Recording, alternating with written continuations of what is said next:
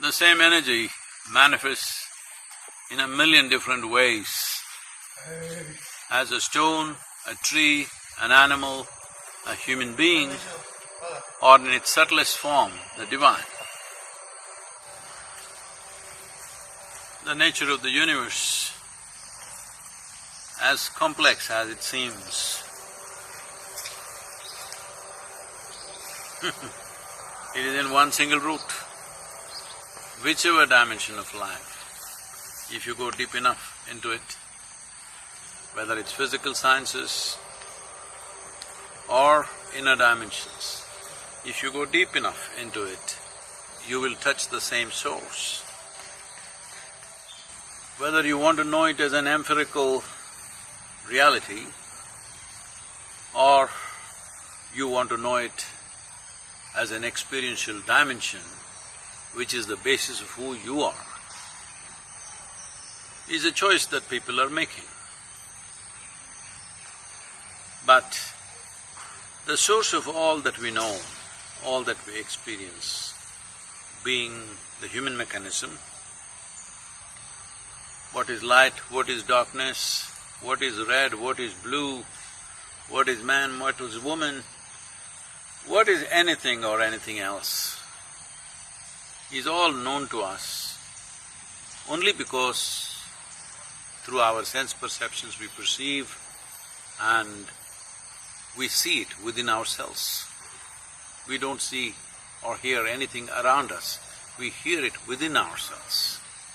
So our perception, our experience is 100% determined by the nature of how we are made. So knowing or approaching the source of everything, the source of creation,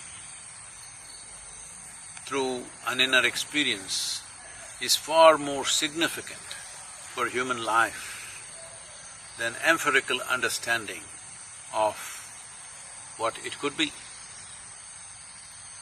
This is what yoga is about, this is what spiritual process is about. This is the nature and the fundamental of this culture that we refer to as Bharat or India, because this culture is heavily invested in the inner context of the human being, not in terms of psychological analysis, but the inner context in terms of existential realities as we are.